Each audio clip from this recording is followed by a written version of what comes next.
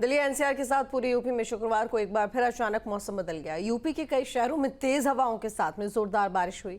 घरों, दुकानों और अस्पतालों में 2 फीट तक पानी भर गया। मौसम विभाग ने प्रदेश के 60,000 शहरों में यहाँ पर 60 शहरों में आंधी बारिश को लेकर अलर्ट जारी किया है। वहीं सीएम योगी के निर्देश पर आला अधिकारी राहत कार्य में लगे हुए हैं। रिपोर्ट देखिए।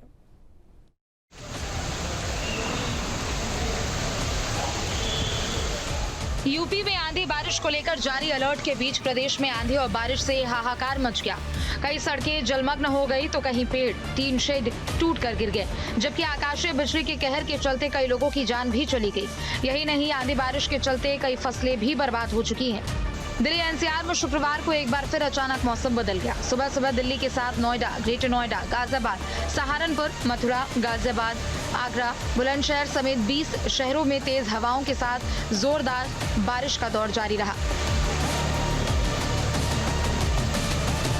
सबसे पहले बात करते हैं राजधानी दिल्ली की, जहां कई इलाकों में आंधी तूफान का कहर देखने को मिला। कई इलाकों में पेड़ गिर गए, जगह जगह जलभराव से लोगों की परेशानी बढ़ गई। रात भर से हो रही बारिश के चलते दिल्ली में कई जगह जलभराव की स्थिति भी देखने को मिली। आजाद मार्केट के किशनगंज रेलवे अंडरपास पर कमर तक पानी भर गया, जिसके चलते ब्रिज को यातायात के लिए बंद कर दिया गया। लेकिन इसके बाद भी कई लोग अपनी जान जोखिम में डालकर रेलवे अंडर ब्रिज से निकलते दिखे।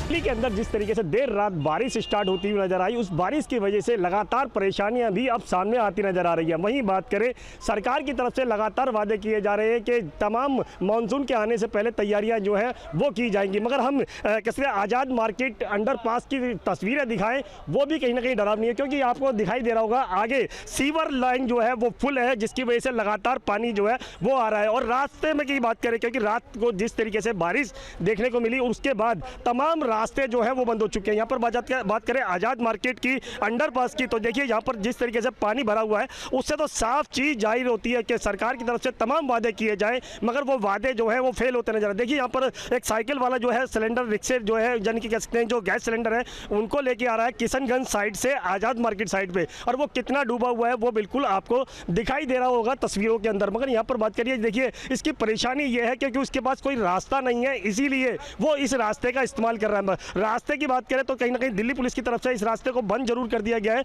मगर फिर भी मजबूरी की वजह से लोग जो है इस पानी के अंदर से निकलने की कोशिश करते नजर आ रहे हैं। यहाँ पर बात करें आज़ाद मार्केट की अंडरपास की, तो देखिए यहाँ पर जिस तरीके से पानी भरा हुआ है, उससे तो साफ चीज़ जाहिर होती है कि सरकार की तरफ से तमाम वादे किए जाएं, मगर वो वादे जो है वो फेल होते नजर आ रहे हैं। देखिए यहाँ पर एक साइकिल वाला जो है सिलेंडर रिक्शे जो है यानी कि कह सकते हैं जो गैस सिलेंडर है उनको लेके आ रहा है किशनगंज साइड से आज़ाद मार्केट साइड पे, और वो कितना डूबा हुआ है वो बिल्कुल आपको दिखाई दे रहा होगा तस्वीरों के अंदर। मगर यहाँ पर बात करिए, देखिए इसकी परेशानी ये है क्योंकि उसके पास कोई रास्ता नहीं है, इसीलिए वो इस रास्ते का इस्तेमाल कर रहा है। रास्ते की बात करें तो कहीं ना कहीं दिल्ली पुलिस की तरफ से इस रास्ते को बंद जरूर कर दिया गया है, मगर फिर भी मजबूरी की वजह से लोग जो है इस पानी के अंदर से निकलने की कोशिश करते नजर आ रहे हैं।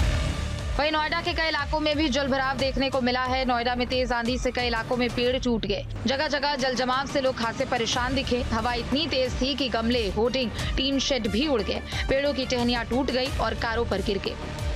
बारिश के बाद शहर के अलग अलग इलाकों में जलभराव की स्थिति देखने को मिली है। महामाया फ्लाईओवर के नीचे मौजूद है। नीचे आप देखेंगे तमाम जो गाड़ियां हैं, यहाँ पानी जमा हो गया है बरसात के बाद, और इस पानी से होकर गुजरने के लिए मजबूर हैं। इसी तरीके से शहर के अलग अलग इलाकों में जलभराव है और कई जगह पेड़ टूटने के मामले भी सामने आए हैं।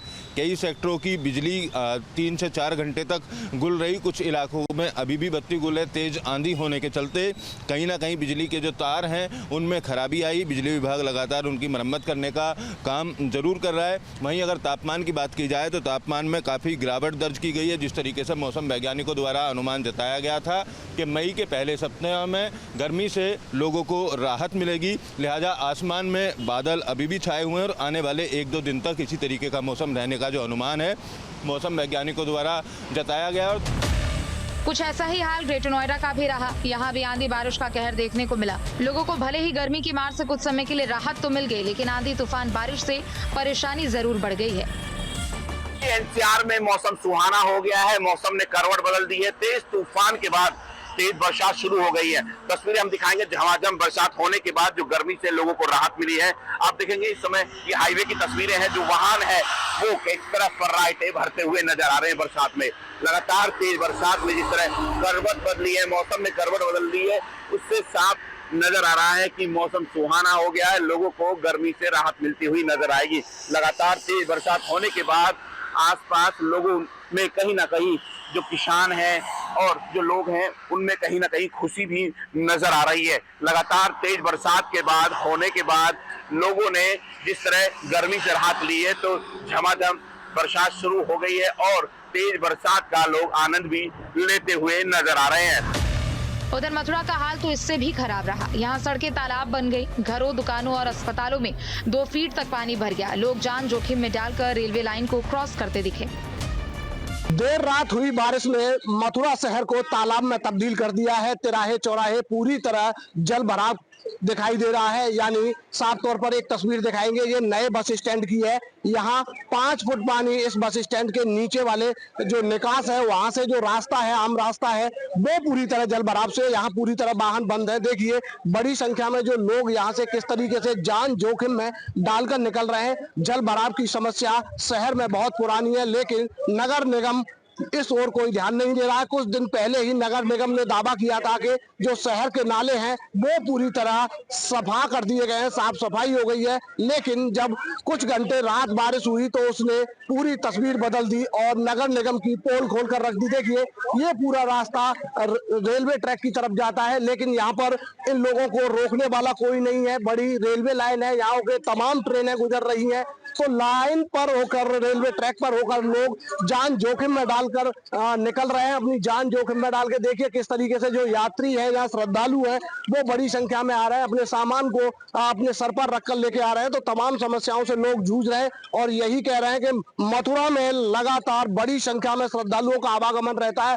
हर दिन यहाँ लाखों की संख्या में श्रद्धालु आते हैं, लेकिन यहाँ की जो जल भराव की समस्या है वो जस की तस बनी हुई है। मौसम विभाग की चेतावनी के बीच यूपी के कई शहरों में सुबह से बादल छाए हुए हैं। 20 से 25 किलोमीटर प्रति घंटे की रफ्तार से हवाएं चल रही है। 24 घंटे में बिजली गिरने से गोरखपुर, फिरोजाबाद और बस्ती में 2-2 लोगों की मौत हो गई। इसके साथ ही आंधी बारिश के चलते सैकड़ों बीघा फसलें बर्बाद हो गई है। अन्नदाता मायूस, हताश और परेशान है। उधर प्रदेश में बेमौसम बारिश के कहर को लेकर प्रदेश सरकार भी अलर्ट पर है। सीएम योगी ने अधिकारियों को ग्राउंड जीरो पर यानी फील्ड में उतरकर प्रभावित इलाकों का दौरा करने के लिए कहा। पीड़ितों को जल्द से जल्द सहायता राशि वितरित करने और किसानों की फसलों के नुकसान का आकलन कर रिपोर्ट शासन को भेजने का निर्देश दिया है। तो वहीं मौसम विभाग के मुताबिक अभी कुछ दिन तक प्रदेश में आंधी बारिश का ऐसा ही असर रहेगा। 6 मई तक लोगों को बेमौसम बारिश का सामना करना होगा। फिलहाल आंधी बारिश को लेकर शासन प्रशासन अलर्ट है। सीएम योगी के निर्देश पर आला अधिकारी हर स्थिति पर नजर रखे हुए हैं। साथ ही किसानों के साथ आम जनता को सहायता राशि देने का भी काम किया जा रहा है। Team news state.